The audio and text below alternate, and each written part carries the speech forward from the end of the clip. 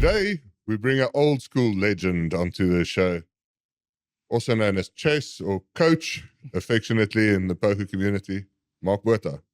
Hi, guys. Thanks for having me on the show. Appreciate it. I've been watching your podcast with interest and I'm enjoying what you guys are doing. Oh, thanks. Thanks for coming all the way from the other side of the river. Yeah, I needed my passport to cross the Boerewors curtain. Yeah. How long did it take to get you? It takes about 45, 50 minutes. Really? Yeah. Because it takes me 45 minutes as well, but I live a lot closer. Yeah, it's mostly a highway, and if there's no traffic snafus, then you're okay. Do you still go by the name Chess? I don't play online anymore. I've Really? played so little online. I think I overdid it.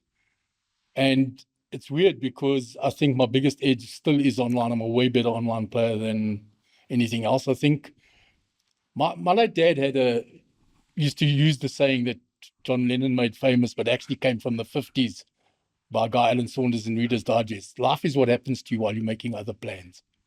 My poker career has sort of been interrupted by two big life events. And post-COVID, I played too much during COVID again because painting contracting business you couldn't really use. I played a lot online. And then just after COVID and that, with what happened and everything, did the commentary, did everything else, and stick to playing a few cash games a week now. So you haven't played on Sunbet? I haven't played on Sunbet at all. Oh, buddy, you're missing out. It's I believe so. I've actually been watching your podcast, right? And I thought, you know what? It's time to dip my toe back in the water and go back onto PokerBet. I opened a PokerBet account. I played 1 or 2 games, and that's it. The money sat there for ages, and then... Well, Sunbet is it's like... I can't... It's soft. And you should definitely play. So you should actually... I mean, they give good packages away. So what I've seen with the satellites now for Carnival and things like that. One of your students has one. One of my former students, who was a very good friend of mine still. He's cleaned up. He's taken 4 mains and a Mega Millions hit already. You also mates with him? Yeah, Nico's big mates with him. Yeah, absolutely. So you've had a lot of influence in poker, your commentary and then through the coaching. You don't even know this, but it was yourself and Gary's commentary that motivated me to go and play the first live tournament at Carnival City. Oh, wow. Well, that's great. Yeah, it was a friend of mine, Yuri Smit. Don't know if you remember him, but his real name is Hans Jurgens, and we called him Yuri. And he was playing on the feature table, and I was in Cape Town. And I was watching this and just being fascinated now. I was like, and the commentators, you guys were calling him Yuri Hans all the time, and speculating whether he's a German tourist or a local from the East Rand that's wandered in. The reality was the latter. And he got bluffed by Doc Eben Lottering. And they said, you guys said, well, if he's local, you're in the lion's den now, Mr. Yuri Hans. And if he's from overseas, welcome to our shores. And I just looked at us and thought, I have to be at this event. I have no idea. When I landed at the airport, I messaged my wife and said, I'm not coming home. I'm going straight to Carnival City for the tournament from the airport. And that's where I started playing the live series. So thank you. Unbeknownst to you, you had an effect on me getting involved. Well, it's awesome to hear because I've had a lot of stories like that. A lot of people have said to Gary and myself that through the commentary, they got involved or piqued their interest in poker or made them think more about playing it. I mean, it was how I got into playing poker. It was weird. I was semi-old started. I was 46 years old before I started playing cards. Oh, yeah? That's crazy. I'd never played poker. Even your Sands days? Yeah. I'll give you the whole background story now. So 2008 was the first time I played poker. Prior to 2008, you will never believe it because of the way I play poker. I was a big punter in the casinos. Oh, yes, I know this. Slots and you won a lot of cars as well. Motorbikes. I won a 1576cc Harley Davidson. But you won like 4 or 5 cars. Yeah, I won cars. I won jackpots. I can genuinely say most gamblers lie about it, that I won more than I lost. I used to get comped to go to the Palace 18 times a year on holidays, and kids grew up with that. And then I was watching ESPN one day and I saw the World Series of Poker. And this game looks hell of an interesting. And I started watching. And next minute I found there's an All Africa channel on DSTV. Channel 134. Yeah. So now in the middle of 2008, I see this. And then they've got the promo Pigs Peak and Casino. You sign up for an account, get 50 Rand free, whatever. That's how it was. So I signed up and started playing online. And now there's put a little bit in and you've got your first free 50 Rand. So you play 50 cent, 1 Rand cash, trying to learn, and then thinking, no, I don't want to lose at this game. So I went out, typical obsessive personality, and I bought all the Harrington and Oldhams, the super systems, because there was no YouTube videos. No. There were no training sites. You couldn't go on Google and find, if you wanted to Google, you'd find a written article, if you were lucky. Yeah. So I actually put a lot of work in. I read all the Harrington and Oldhams, the super systems. They were good books. For their time. Yeah. And Slansky on maths. Yeah. And I found by the end of 2008, which I'd only been playing 6 months, I was getting pretty okay. But I loved the tournaments more than the cash. And someone said to me, there's this other site called Silver Sands, you can go and play on there. Their tournaments started at 11 o'clock in the day because there were no tournaments during the day on Pigs. Yeah, it started at 2. Yeah, 2 or 3. Yeah, I remember that. Okay. So I looked in there, and then they had this leaderboard thing, and then the competitive thing in me came out. And I played a lot in 2009, but I started late. But I ended up third on the leaderboard, and I thought, I want to win this thing. What was the first was 50K or something? Yeah, but not and only prestige. That, yeah, you got 50K if you won the year. You got 4K every month you were on top. You got K every week you were on top. So, and it was like to get top of the leaderboard. In 2010, I won it, but I had an insane sun run. I ended up winning 373 tournaments online that year, in a single calendar year. 373 tournaments. No, I this promise is you, true. it's genuine. It was documented because you play they like had the five. leaderboard. They play like 5 a day, or like what? I didn't play every single day. I played most days. Mhm. It coincided with my ex at the time had decided she wanted to study again. So she was studying through UNISA. So she'd sit there studying. I'd sit with a laptop playing. We'd watch TV together while she's studying and I was playing. Okay. So I'd play 8, 9 a day. Okay, right. But the cash rate was good. Yeah, And I mean, still to win that, it's still winning 1 a day average that's insane. That's for the year. impossible. More. Because a lot of days, I mean, like I started one day where I won 5 in a row. It's like, You must have been cheating or something. yeah, something like that. Funny you mentioned that, Greg. Greg knows the story. It was an accusation that was bandied about, and it hurt because I sort of value my integrity. And it was this weirdest thing. I'm this new guy, an older guy. I'm a painting contractor by trade. I've got zero knowledge of IT. You hadn't or shown your anything. face to the world yet. You were kind of like, No, I played online. I'd never met anybody because I started online. yeah. And then somebody invited me to a little home game on the plot, and I started playing there. And then I met my very good mate, Cliton, who Greg knows. And I'd only been playing live for 3 months, and he said, there's this new thing coming up, the Royal Rumble in Swaziland. And it was the very first one that Matt and Henry did at ASA. Yes. And he said, they've got satellites at Bulldogs Pub in Rosebank. Wow. And I went with him to 1 or 2 of those games because we became really good friends. And played a satellite, won a seat through to this Royal Rumble. We went through and Clinton binked it. I went deep and got unlucky and hand out, normal thing. And Clinton ended up winning it. And funnily enough, it was Moa's first live tournament. Moa's ended up heads up with Clinton. Oh, okay. I remember that. Darren was on the final table, Darren Kramer. You came 5th. I don't know. I'm pretty Yeah. sure you came 5th. Lambo was on the final table as well. So, and Clinton ended up winning the thing. Yeah. And our journey started like that. We traveled together everywhere. We used to go to local games together and we talk poker all the time. And I think if you look at these young crews that are going around now, one of the biggest ways to develop your poker is to have that sounding board. Mm. Have somebody that you chat poker with, review hands. We go there, chat poker on the way home. Obviously, in the beginning, crying about bad beats and everything like that, normal breakdown hands and things like that. So that's how I really started playing.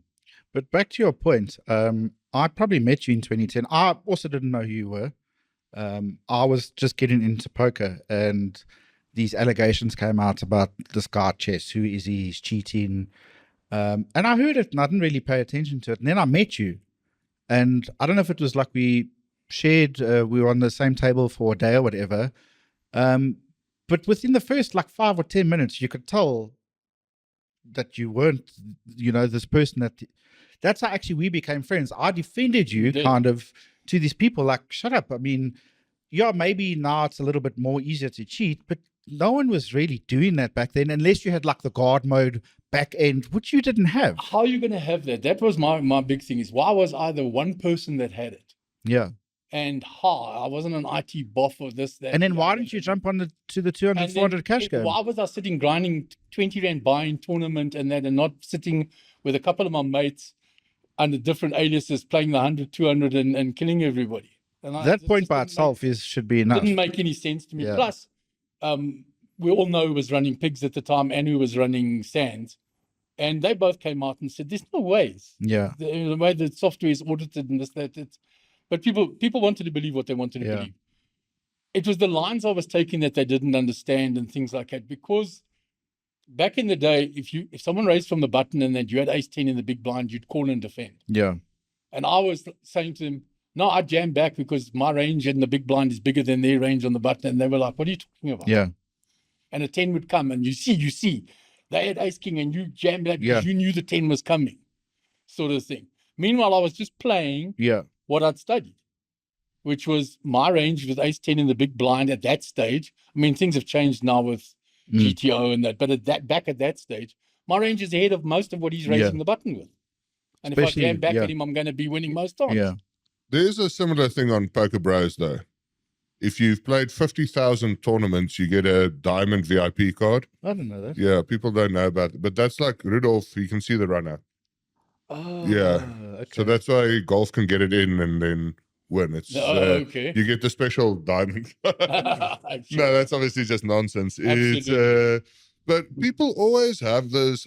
If someone's achieving extraordinarily there's always going to be some idea like, no, he must be doing something different, or it's not him, or it's whatever. There's, I think people love to shit talk if there's someone doing something or achieving in a way that you don't understand.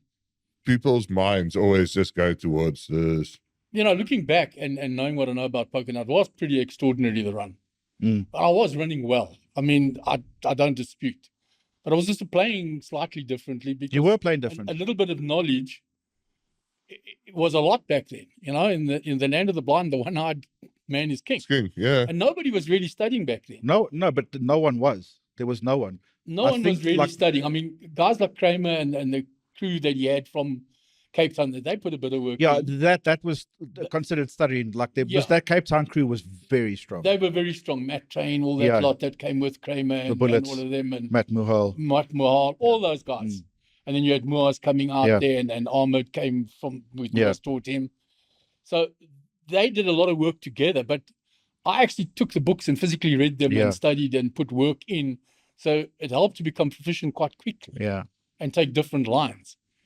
And I found that I had a knack for online because I can process very quickly.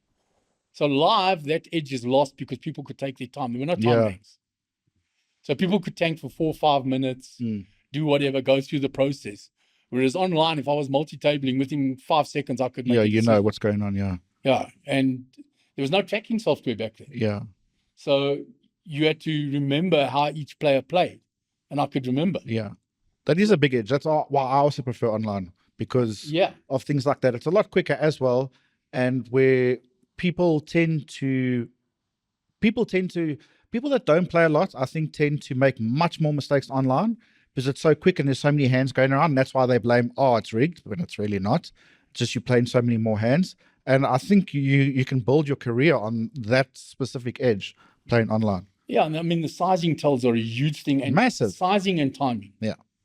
So you react instinctively eventually to those. Yeah.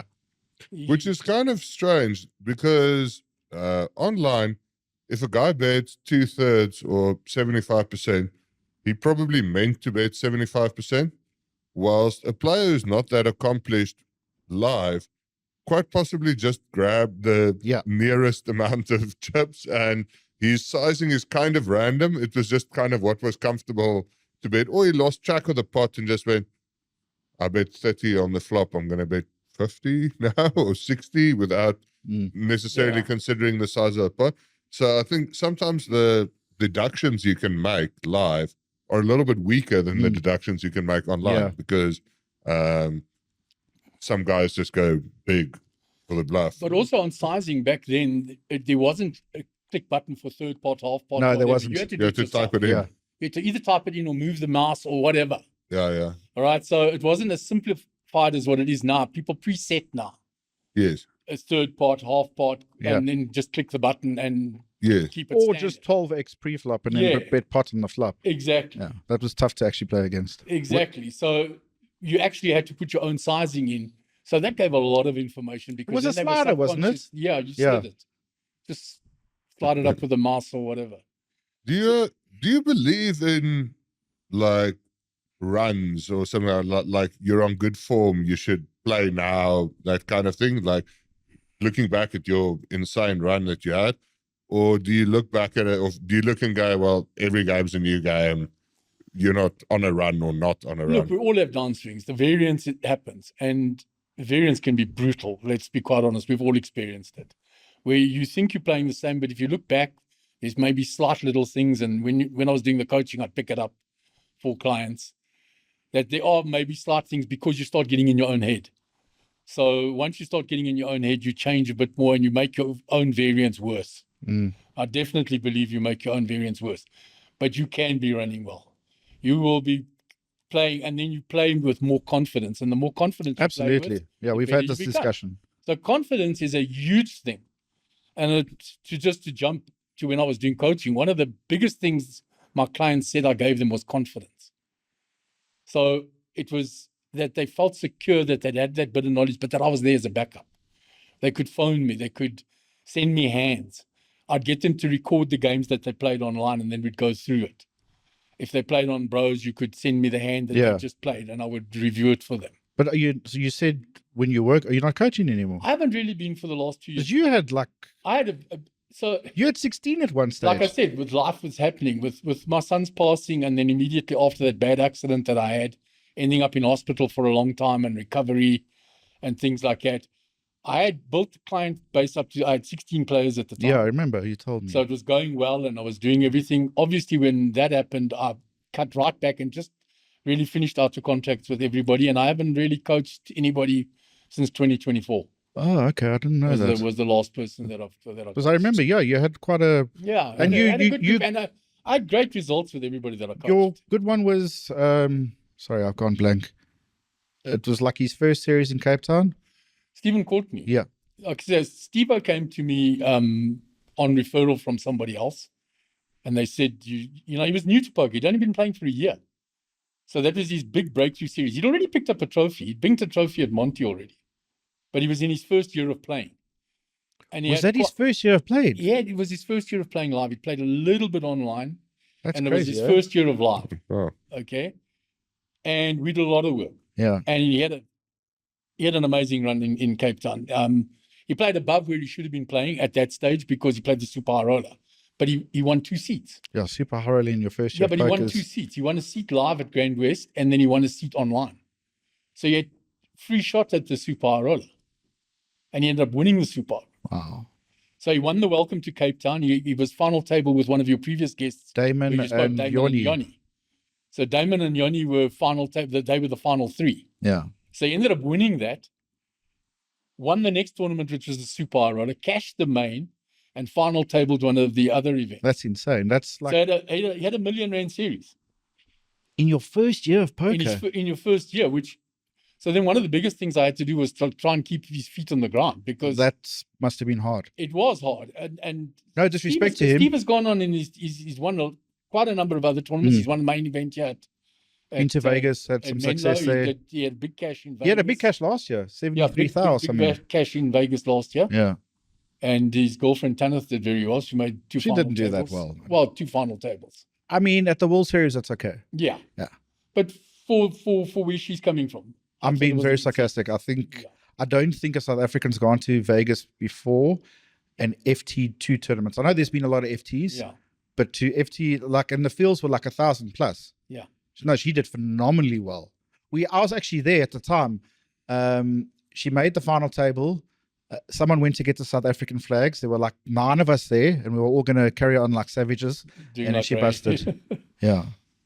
So watching pigs is what got me into it. And then I was very fortunate that I like to satellite in like you did. Back then, I didn't buy into a tournament, a big one.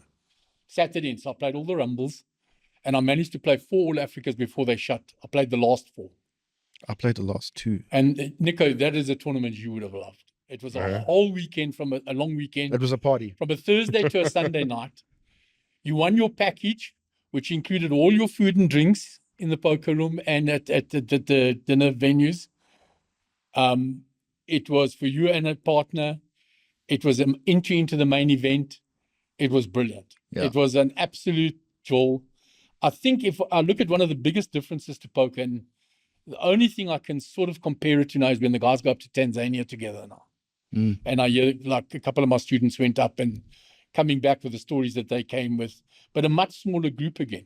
Yeah. We were 100 plus people, players, then plus partners and that, having a total long weekend joy. It was capped at 120 players. Eh? Yeah.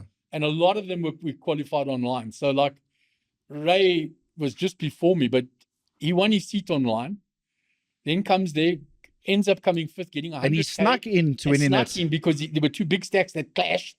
They didn't think of ICM. Sneaks in, gets a package to Vegas and ends up going 3rd. Oh, wow. Yeah, it was crazy. I'd actually like to find that video where it was kind of like I don't know the exact logistics, but maybe he had like 4 bigs.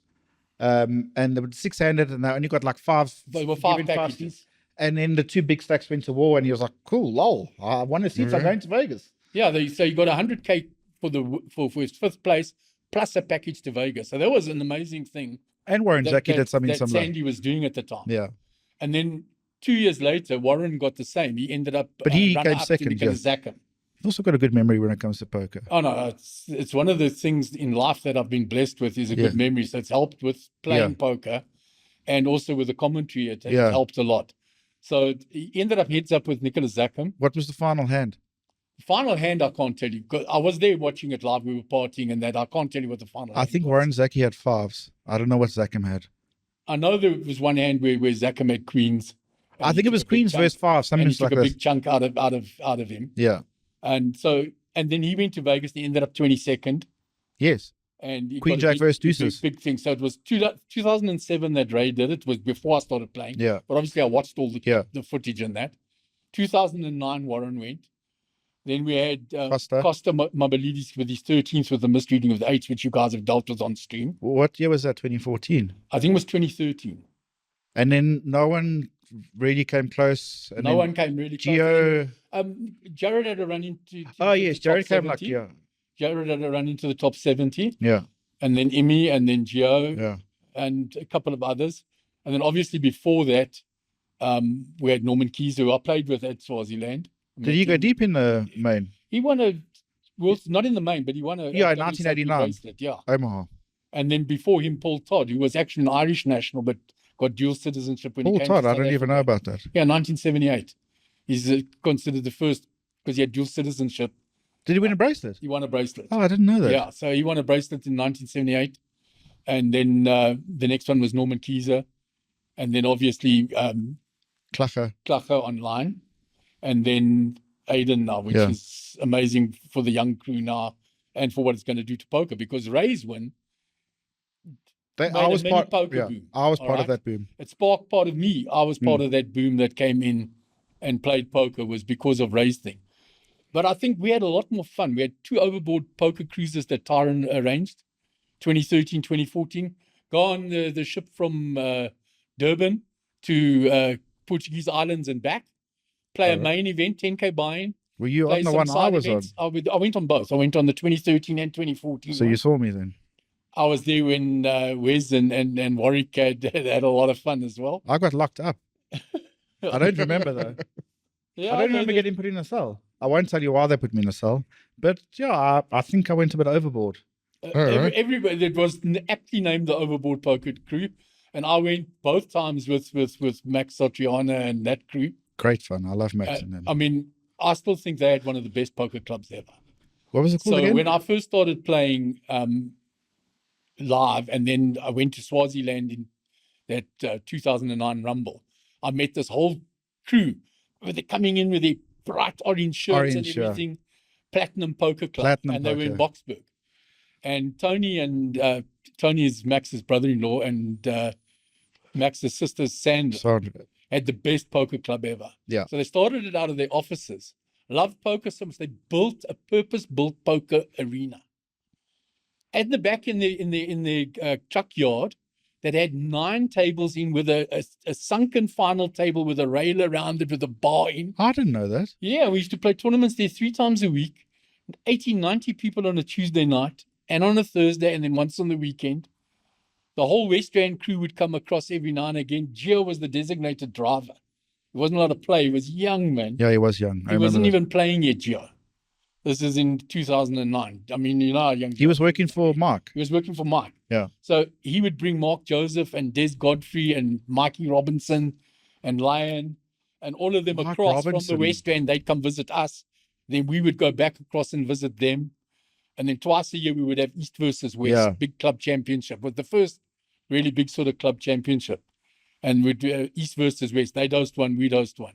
Max and Tony don't play. Max still plays on the odd occasion. Max plays a bit. He'll go to House of Cards and he plays occasionally at Monty, and he's played a couple of the Sunbet. I haven't seen Tony in Sunset. Tony doesn't really play. I saw Tony and Sandra just the other day. I haven't seen. I had a drink with him. I used to party. Have my haircut, and they were in the pub next door. I used to party and very Sandra hard. Sandra came in typical and grabbed me while I was having my haircut and said, "Your tequila shot's waiting for you. Come." Did you have it? Yeah, of course. What are you going to do? You can't say no. Can't say no to Sands. That sounds like fun times. I tell you what, we had some of the biggest characters, I think, back then. I think of a lot of them that have passed away. My late friend, and I was very close to him, Jay Suku, an amazing character. You had somebody that hasn't passed away, but he was part of the Ilya Martinovic. He would come in, the White Eagle. Where is he? And he just faded into obscurity. He won in All Africa. Yeah, he won in All Africa. I was there. It was one of the ones that I played. And he used to do his soaring eagle thing with the White Eagle when he won a big hand. Do you know who that is? Ilya Martinovic. That's really quite new to poker. Yeah, he was I'm new. I started playing before most people, but I just had a 15-year hiatus. Yeah. So new to playing poker, seriously. Yeah, I mean, and you had characters like him and Lolly and all of them. Lolly Jackson. I mean, Lolly famously came through to one hand. One hand. He played at the Royal Rumble. Drives all the way to Swaziland, right? In his fancy, he had a lot of supercars, right? So he comes in one of his supercars, vroom, vroom, vroom, in. First hand. Very reminiscent of the one in Rounders, Aces versus Ace 9, flop Ace 9-9. Yeah. Okay? Same hand that Mikey busted. Wasn't it Ace 9 like X? It was. I don't think he flopped a full house. I think he just flopped top 2. Yeah, and then it comes.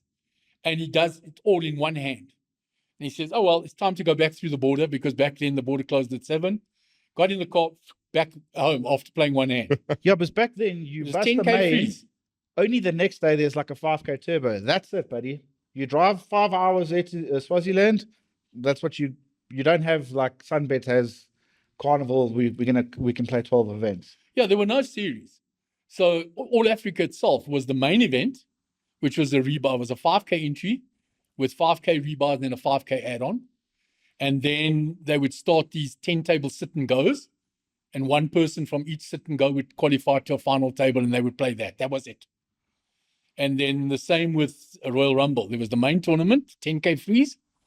And if you bust that, on the Saturday, they would start a 2K buy-in with 1K rebars. That used to get big, though. 1K. And that's the other thing. A lot of the Hendon Mob stuff doesn't include those. Now, nowadays, that's part of the series. So I did very well in those second chance ones. I got some very good results in those and made a heck of a good money out of those. There was one where we made a final deal between Henny Apple, myself, and the late MJ Pitters. MJ Pitters won one of the All Africans. Yes, he did. What was his name again? It was Grey Wolf. No, that's Doc. Yeah, that doesn't matter. But anyway, he was part of their crew. Golf 9, Doc Lottering, Kempy, Glenn Losso, who's also passed away. MJ, who passed away. That's actually quite a lot of people that have passed away. A lot of people there. And they weren't old. No, not at all. So we had a lot of characters. And I mean, Gareth was such a character back then. He's calmed down now. Which Gareth? Kalil. Also won in All Africa. Yeah. Famously bought a racehorse from it. told me this thing, Mahogany Bay, going to be the next big thing. Trust me, Khay, the next big thing. I meet him 6 months later. I said, how's your... No, man, that thing's a donkey. I said, what are you talking about? It's stable fees, jockey fees. This thing can't even run. Can't even sell it for dog meat, man. Terrible thing. Do you remember the hand that got him going in that tournament? No, it was before my time when he won it. Jack's first nines. He won the tournament before. So the ones I played, the first one was Wessel Jacobs won. Yes. Then Ilya Martinovic won one, Nick Zackey won one, and Kramer won one. Those were the 4 that I played. And the one that Kramer won, because he was on your podcast, he actually won the 2 in the same week. He's forgotten. I've got a better memory than this. He won the 2 million online and pigs. It was Sunday to Monday. He finished it on the Monday, got first prize $1 million. Then came down to All Africa on the Thursday, and the next Sunday night, another R1 million for first prize. So he cashed R2 million back then in the same week, one online and one live. Not bad. That wasn't too shabby. So yeah, I think we had a lot of fun back then. It was very interesting. Then I had a lull with playing poker because of marriage ending after a long time. I mean, I was with my ex for 33 years, sort of blindsided and, okay, what's happening? So looking after bankroll, played a lot of club games. And the club games are pretty profitable when you're grinding away. You can play the club tournaments, and we had some good club tournaments. And then I thought I'll dip my toe back in the water, and I went to Carnival in 2019. And I played one of the events, and I ended up getting a min cash. And as I finished playing, I was walking to the cage to go and get my money. And Gary walked out of the commentary booth, and he said, "What are you doing here?" And I said to him, "No, I just busted the tournament." And he says, "You got an hour, come sit in the booth with me." So I walked in, sat with him. A couple of hours later, he says, "You're not going anywhere." When we were off air, he says, "What are you doing tomorrow?" So I said, "No, I haven't got anything planned." He says, "You're coming back." And they were doing the final table. And it's one solid one. And he said to me, "You're not going anywhere. You're playing. You're sitting right next to me." He says, "I've been doing this on my own for a few years. It's tough. It's hard." He says, "We just seem to gel and work." He says, "You're not going anywhere." So then from then, that was in 2019, I did it with him till Cardstream and MJPT parted ways at the end of 2023. So I did it for 5 years with Gary. I actually remember something I wanted to ask you. So obviously meeting you in 2010, didn't know you, but defended you. We became friends. Didn't have to defend you. So we built a bit of a relationship. I also took off like 5 years of poker. I came back, I played Sun City, and we made a final table. It was actually quite a cool final table. It was Max, Marco, Cliton, Kanesh, myself. I can't remember who else. I came 6th or something. I did a bit of commentary with you guys, and then I went to watch it afterwards.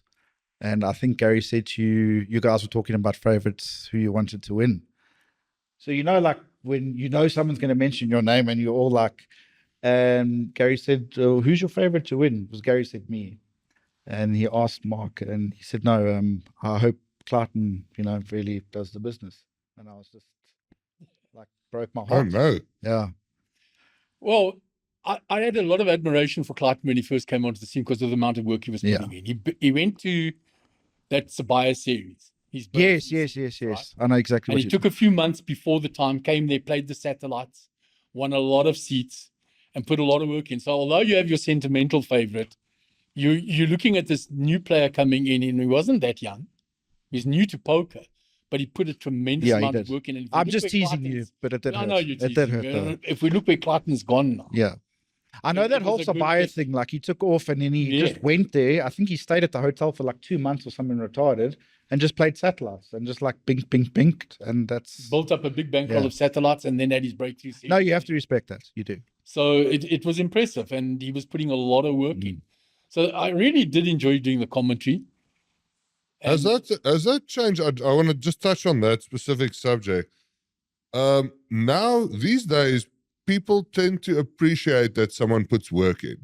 It's kind of is, but I know a lot of things, and back in the day, it was kind of frowned upon. It's kind of like the guy who rocks up at the bar with his own pool cue.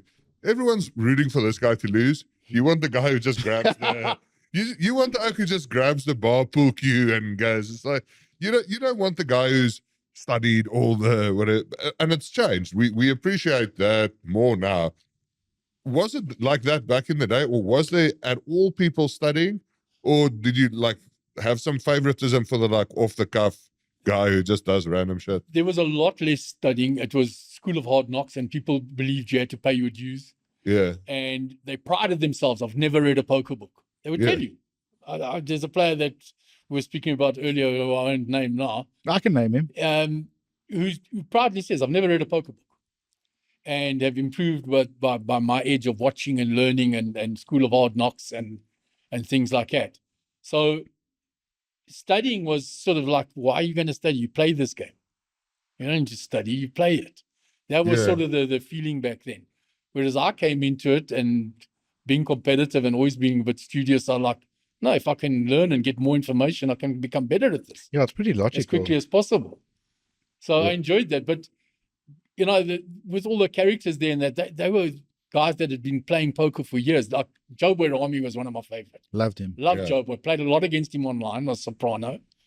And then I was famously sitting at his table. Greg knows the story. And there was this youngster that he was limping. And every time he limped, Joeboy would raise, this kid would fold. And the guy was nervous and he's new. And Joeboy turned to him with that little draw and he said, limp fold, you've got a great future in this game, boy.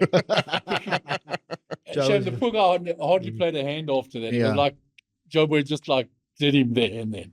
So we had a lot of those great characters in that. Joe was I really enjoyed when I sat down at a table with him. It was enjoyable. It was fun to be with. And then he also had a bit of a hiatus that he didn't play the tournaments. And then when we were doing the commentary, all of a sudden there Boardwalk, he appeared again. And next minute he was playing all the tournaments again up until he passed away, which was... He was also one of the, like, I mean, if you want to talk about OG GOATs of online poker, obviously you fit into that category for your massive year, but him as well. Joe used to crush online. He won a lot of Sundays. He won a lot of those Sunday final ones. Yeah. And the late Kevin Kalil. Yeah. Was also... Kevin was one that had read a book. Him and I spoke about it the one day, and he said he'd read Super System and it changed the way he looked at poker. Yeah. And Kevin was an old school grinder, played cash games. Very patient, patient and get his spots in, but he had good results. Yeah, he did. And Kevin actually said to me he read Super System and it changed the way he thought about poker. That was a big book, though. It was because Doyle Brunson, it came volume 1, volume 2. Volume 2 was basically the same as volume 1, just had updated things in. The Harringtons and Hold'em were very good. That was my, The Harrington and Hold'ems, you know that someone learned poker through that if he talks about M and the rotation. Yes, I was trying to think that earlier. So nowadays everybody talks in big blinds. Back then we used to talk in M's. I was trying to think about that. Which was your small blind, your big blind, and your ante. Every now and then you hear someone talk about M. It's like, oh, well, word. Old school player. And then, of course, remember, we didn't have the big blind ante. So poker was slow because every person had to put their ante in. So now, and there were no antes for the first few levels. So we play Royal Rumble. Guys can't believe it. 30,000 starting stack. That's it for you. That's your freeze out stack. Done. And we play a whole weekend. 3 days to get to the end of the tournament. It was more of a fun experience, though. It was. Yeah, but not only that, people, your preservation was better because, I've got this 30,000 and that's it. Blind started at 50, 100, 1 hour blind levels. So you're deep. You're 300 big blinds. And you can play with it. Guys weren't raising. Like now, you can go to a tournament and guys going all in blind with the whole starting stack. Spin it up. Yeah, it's weird.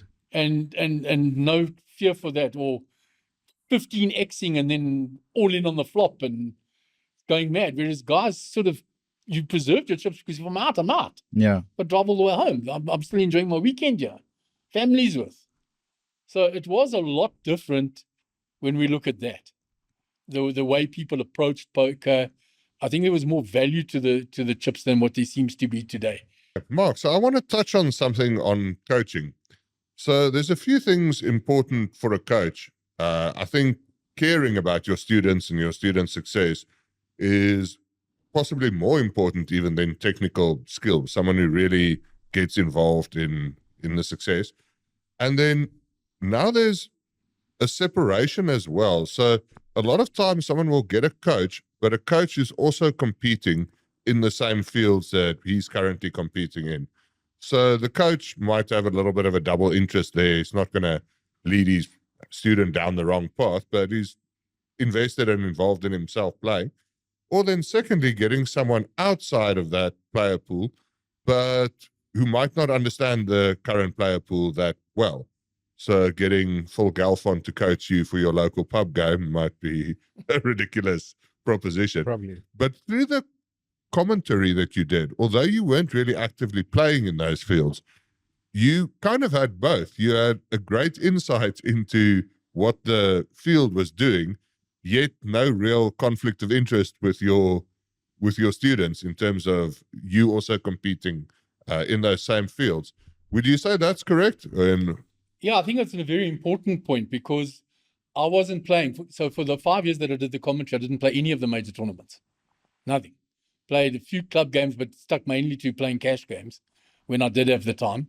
Because remember, the series was long. It was 5 times a year, 14 days at a time. Because 2 days to travel down and set up. That's insane. 10 days of the series, and then 2 days to break down the equipment and travel back because we couldn't fly down because all the equipment had to be driven down by road. The feature table, all the other equipment that went with it, and everything like that. So that is 70 days a year just for the commentary. Plus we would have meetings before and things like that and set up. So I wasn't in the pool at all. So now I'm sitting there. I worked out that I did around 2,500 hours of streaming. Wow. Which is an insane amount of knowledge on local players. So I'm sitting there the entire time, watching, commenting, and Gary and myself off air would discuss hands and see what did you think of that? What did you think of that? So we fed off one another and you're learning because Gary was also coaching. And he we was. could pick up things on the players a lot. And it wasn't that we were cheating for our students because everybody had access to the stream. Yeah. So anybody else could watch the stream and get the same information. But But sometimes you actually have to go sit and watch that. You actually have to go and sit. Now, we were is- doing it Yeah. and watching. And then what I did for a lot of my students is if they did appear on the feature table, I would then take their footage and go through it after the series and give them written notes on every single hand that they played, folded, whatever. Why did you fold in that spot? Why didn't you take that spot? The way you played this hand, your sizing on the flop, your sizing on the turn. So the streaming was an incredibly important tool to help the students that had progressed to those tournaments already.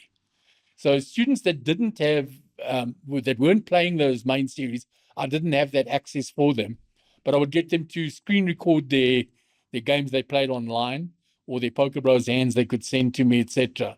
And you could do it. And then I would play around the table with those students.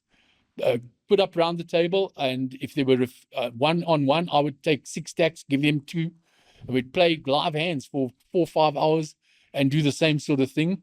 Or if I had a group, I would do a whole group and do the same thing as well. And speaking to Melanie Wisner, she came to Cape Town in 2023. She the orange?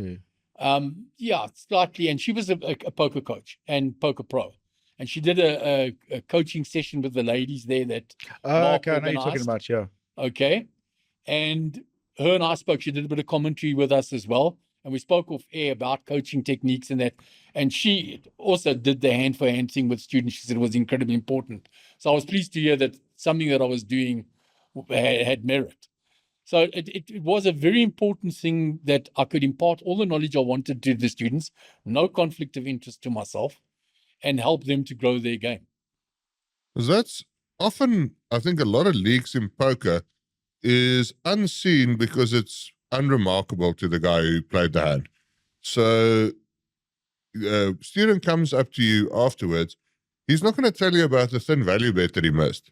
Yes. It's like you just check back, won the hand, and Correct. it doesn't make the highlights real. It doesn't feel to him like he made a mistake there. But seeing someone play on stream, you can obviously go. You know what they fold the small blind with. You know what hand they didn't open from the cutoff, which they probably should have opened. Yeah, you know the value bets that they missed. And those kind of things. It's the low embarrassment parts of poker are the parts that go unseen for the longest, if that makes sense.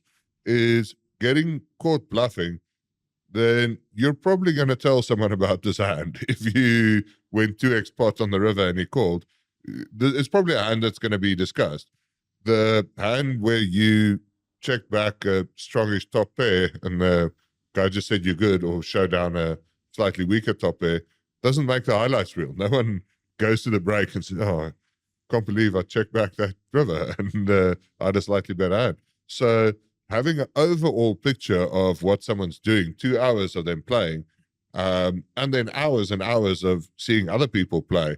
If you see some guys just not value bet thinly enough on rivers, that obviously skews your river decision towards bluff. In that, if he's still bluffing vaguely appropriately, that skews your decision. So there's massive advantages and things that you can see in hands that are unremarkable in the moment, but Absolutely. it's patterns that you pick up. Absolutely. As simple things that some of my students were doing that I would fight with them after and say, you're paying zero attention when you fold a hand.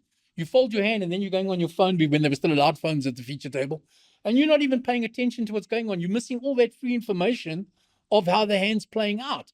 And there was an important hand. If you picked that up, a hand you played 30 minutes later, you would have had information had you observed that hand. So it was to get them to focus on all the hands. I said, switch off in between hands, great. But when a hand's being played, even if you fold it, please pay attention. That is a very Watch good what point. everybody is doing. And I think it probably, myself included, don't do that enough. You know, I find at cash games we do that a lot. You switch off during and you're not paying as much attention as we should. I've noticed that even with myself, because too much joking and laughing, having fun, whatever. But in tournaments, I was always pretty good at doing that. So I instilled that in most of my students. Pay attention. You're giving away, you're losing free information because you're not watching what's going on.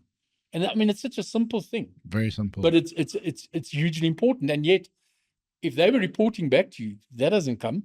Yeah. So I think the loss of the stream is very bad for South African poker. I think it was a great tool for learning. I think certain of the pros are very happy that it's gone. We had fights with some, I can tell you now, I won't name. I know exactly that what you're talking were about. hiding their cards, would refuse to put them in the box. We had to get the tournament director to go to them and say, you signed the... I know way exactly you what you're play talking this about. tournament. And I really want to say who it is. You're not allowed to hide your hands. Would not put their cards in the box. Would make sure that they didn't read because they didn't want people to see how they were playing, because they realized how much information was giving. I mean, sitting there for all those hours, and one of the top players who everybody revered and that had a timing tell. And I sat there, and once I saw it, I couldn't unsee it. And this was before shot clocks. Funny enough, when the shot clocks came in, he didn't do it anymore because he would watch the shot clock and then act exactly at the same time. But prior to the shot clocks, I counted down. At 10 seconds, if he did that, he had a certain type of hand. If he took 15 seconds, he had a different type of hand. And it was, once you saw it, you couldn't unsee it. And it was just picking up from watching the stream all the time.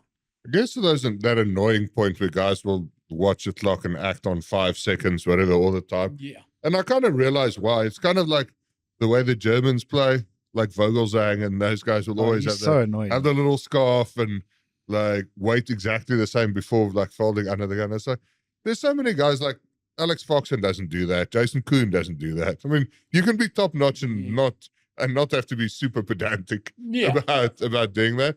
I mean, within reason, you don't want to just act immediately on the nuts, But I think you can still be cool and let the game flow without becoming too German about it. Absolutely. But look, a lot of people think they want to get every last little edge that they can. And if they can get an edge by not giving you anything away, they're going to do that. But I think they're sucking a lot of the fun out of it. Yeah. So exactly. it depends on what you're wanting out of poker. There's a lot of people that are playing it as professionals that are doing it for a living. Then there are your recreational players that come and your businessmen and that are having fun. And we have that at our local cash games. I mean, there's different people playing for different reasons. So I suppose it depends on the reason you're playing. So if they want to be that serious and they're full-time pro and that's what they do, good luck to them. But it does suck the fun out of it for guys that have got a different reason. I think it sucks the fun out of it for yourself as well. Like, there's some small edges you're just going to have to pass on to enjoy the game and be able to play it for a long time. And I think if you're going to sit there for like 40 seconds before folding pre-flop or 20 seconds or whatever, before folding because you want to act exactly on on this time all the time. You're going to suck the joy out of it for yourself. And I think the only way to be good and stay winning for a long period of time at poker is to enjoy it yourself as well. So some people might actually find enjoyment out of being a little bit annoying. Absolutely. But that's not the majority of people. So I think if you're not naturally inclined to be that way, just don't. Just be cool. Be yourself. And be like yourself. I said, I had to work on a lot of the players that I did with and say to them, look, you're giving away this tell, you're giving away that tell, work on it, become more serious, do this. It's part of it. I mean, you're trying to give away as little information as possible. But I said, relax between hands. Have a bit of fun. Chat to the players around you. You're going to pick up information as well. I mean, Daniel Gron is a master at that. Yeah. He comes down, he says, you think he's being the friendliest guy out. Meanwhile, in 5 minutes, he's pulled all the information out of you of what type of player you are, how you are, what you're doing, just by asking the questions he's asking. But it's different type of characters and different personalities. If D-Nex were to try and do the Ivy stare on someone, I mean, it's just not him. No. It's not his personality. And Full Ivy can't help himself. He even goes to private games and does the Ivy stare. We're like, whoa, dude, calm down. Chill a little bit, yeah. So secondly, what I want to touch on, like, you coach guys from a technical perspective as well, but then obviously there's a mental side to it as well. And you say, guys say that you gave them a lot of confidence. How would you say you try and do that, or how do you try and talk to students? All right, so I think one of the biggest compliments I got given is by our mutual friend from Stellenbosch. Now, he's a CEO of a big company, corporate. He's had a lot of life coaches, etc. And he said to me, after we'd been working together for about 6 months, he said, I've had a lot of life coaches and they could learn things from you. He says, anybody can give you training. You can go and sign up to a Jonathan Little course and you'll get a lot out of it. I mean, I've got great respect for people on entry level can do one of those courses. They can learn a lot. And you can find somebody that'll train you on the technical aspects. But a coach is so much more than that.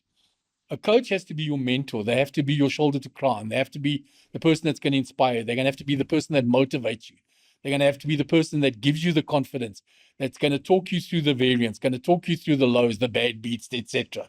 So it becomes a big mentoring role if you're going to do your coaching job properly. So how are you giving them confidence is by equipping them with the tools when they get down and hard on themselves, but you know what to do in that spot. Don't overthink it. You've got the skills. How much time did we spend practicing that? So you would work them through the positive sides and say, when you had that winning session, look what you were doing. Go back to that and have a look at that. So a lot of it was playing a little bit psychologist with them and just being a little bit older, maybe the father figure to that in a lot of ways, and instilling that confidence in them. And to a lot of them, it was confidence in like, what would coach do in this spot? Or afterwards, they could come and discuss their hand with me. Or if they were having a bad session, I'd be there and they'd come to me during the break and I could chat to them quickly and give them a bit of a pep talk or whatever. And that would help. So it's being there for them in that mentoring role that I think is a huge part of coaching and helping people to grow in their game. That's the way you explained that. That's like I think I totally agree with you. He wasn't a coach, but we used to speak a lot, but he was better than me and I would always talk to him, but then sometimes I didn't want to talk to him because he used to criticize me. So Greg Ronaldson. And it was just like, he just said it how it was. He's like, dude, you're so stupid. What are you doing? But like, you've just busted. I remember specifically, I busted a super high roller on the bubble and I'd done 2 bullets and I bubbled. It was my own fault. I knew it was my own fault. And he just, he kind of like ran me down. And I was just like, dude, please, not now. I had a lot of time for Greg. People have asked me in the past, who's some of the toughest players you've played against? So in the times that I played against all the current big players. I played against Soli, who I rate highly as a tournament player. Played against Ahmed. Played Muaz, another player that I rate very high. Gio, I think is exceptional. And I think Gio's going to go very fast. I think Gio is still going to be one of those players that goes through and ends up top of that money list of ours. Will surpass that one big cash and get there. And Greg Ronaldson is one of the toughest players I've ever played against. And I made 3 final tables with Greg. And I can promise you now, Greg was one of the players that put me under the most pressure. More than Solly, more than Ahmed, more than Botha. Greg put me under the most pressure. There wasn't a street that he didn't put you on pressure, under pressure. Super intelligent human. On the river, the pressure that man could put you on, and it was unbelievable. So Greg was somebody who also won All Africa and won a lot of local tournaments before he moved to Oz. He also won Heads Up in Australia for like $70,000. Yeah, so Greg is somebody that I rated high. Yeah. And I know he did coach a little bit. They won't name the person down in KZN. I gave him that. Okay. And that player improved dramatically. He won R1 million in a year. Yeah. So Greg is somebody that I do rate very highly. I had a lot of respect and time for him. I found because I came in slightly older, a lot of the players were very respectful towards me, the younger players. I mean, I met Solly when he was barely 20. And the late Bubby Bear, Peter Vermaas, 2-time All Africa winner, super aggressive player. If he kept all the money that he won from poker, he would have been well off. But he had, like what a lot of poker players have, the vices off the table, the horses and the this and the that and all the rest. God rest his soul. And he called this youngster across. He said, "Hey, come here, kid." And there's this shy kid came across. He said, "I want you to meet Jared Solomon. He's going to be the next big player in South African poker." And that was at the 2009 All Africa in August. The first time I met Solly. And Solly for me is, if you look back over the 20 years and if you have to pick one person, I would probably say Solly's the GOAT from the 20 years. Because he was there at the beginning, there in the middle, he's still there now, and he's still winning tournaments. Him and Kramer. Yeah, the two of them. Yeah, the two of them. A lot of respect for Kramer as well. I mean, and they both stepped away for a little while for family reasons, getting married and having kids. They had to go through that stage and grow up. Yeah. And I mean, it's funny that they all did it at the same time. Brouwer stepped away earlier. I mean, when I looked up to players, when I first started playing, it was because of the commentators. It was David Daddick, Ryan Dreyer, and Brouwer would come in as a commentator, and they would have a thing called Ask the Commentators.